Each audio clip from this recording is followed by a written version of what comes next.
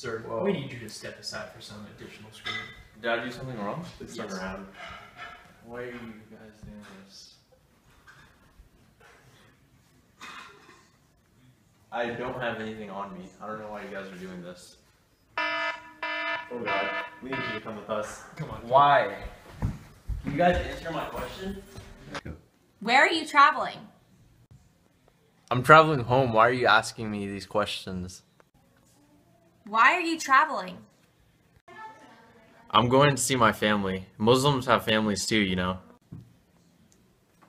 Do you have any criminal records we should be informed of?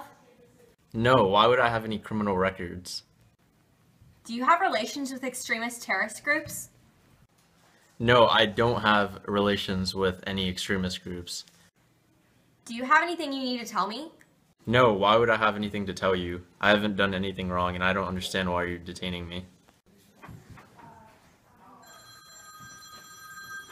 Ma'am, this is for you. Thank you. Hello? Okay. Okay, bye. You're free to go. Okay, I'm not going to say thank you for releasing me because there's no reason for you to detain me in the first place. Maybe you should see what it feels like to be suspected and targeted when you have done nothing wrong and are instead made to feel like a criminal and a caged animal.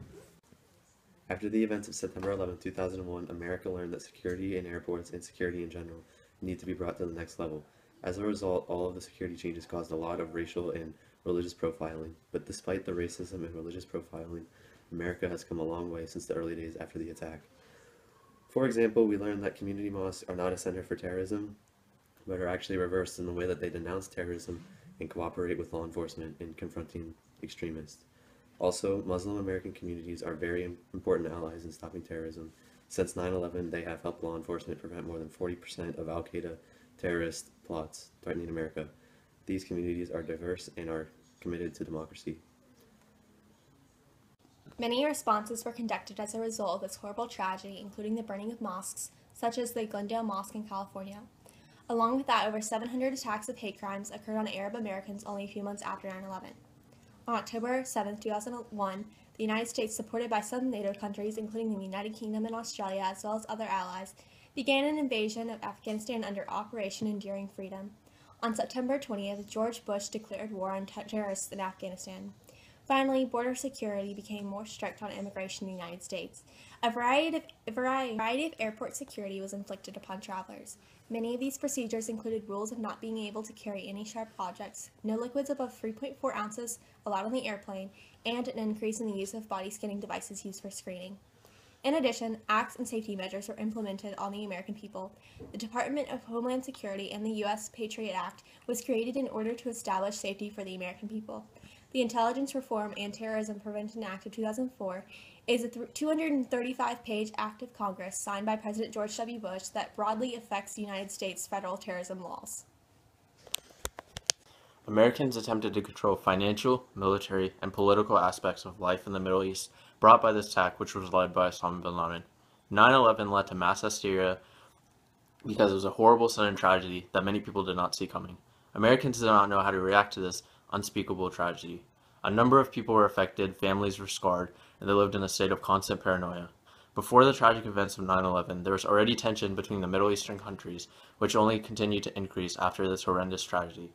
The main event that prompted the hysteria is how the media and government reacted or portrayed the situation. Muslims were stereotyped as terrorists by the media. People then took that as a sign that they should stay away from them. They felt that if they were ever near a Muslim individual, it would result in an act of terrorism. The government furthered this fear because of the wars that came after. It has been established that discrimination toward Muslim Americans was present before the attacks of September 11th, which may relate to Islam being frequently portrayed by the media as intrinsically intolerant and violent. Since Muslim Americans are a part of American society, negative attitudes and discrimination would have detrimental effects, not only on the recipients of the negative expression, but also on the society as a whole.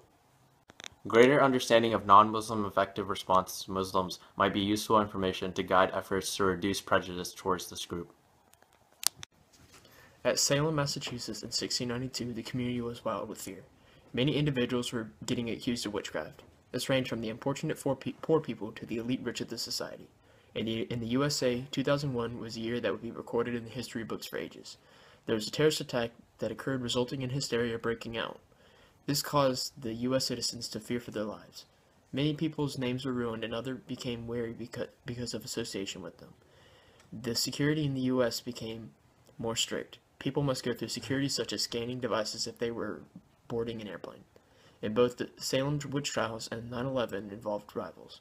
In Salem, it was every family for themselves, while during 9/11 it was the United States versus the Middle Eastern countries. Both sides lost people and mainly innocents. In Salem, everyday commoners were accused of witches and everyday working people were attacked in the Twin Towers during 9/11. Both 9/11 and the Salem witch trials caused mass hysteria to be affected for both topics for decades to come.